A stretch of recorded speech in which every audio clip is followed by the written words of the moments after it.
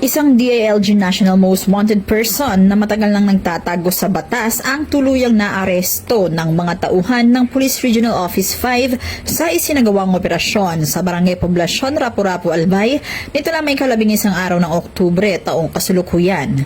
Ang sospek na kilala sa alias na Batista, 40 taong gulang, binata at mangingisda ay tubong Malolos City, Bulacan at kasalukuyang naninirahan sa Bacon District, Sorsogon City, Sorsogon. Siya ay inaresto sa bisa ng warrant of arrest para sa kasong murder na walang inirekomendang piyansa.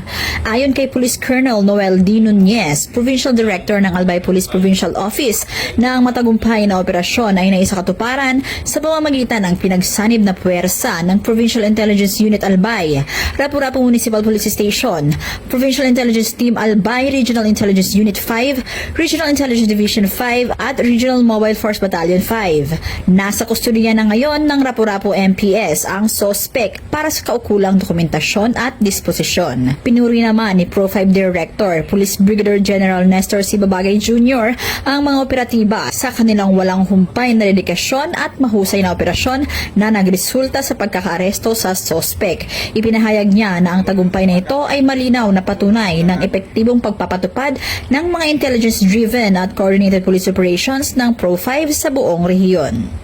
Mula dito sa Bicol Region, ako ang inyong PNN correspondent, Staff Sergeant Irene Hani Triabad, alagad ng batas, tagataguyod ng Balitang Pulis.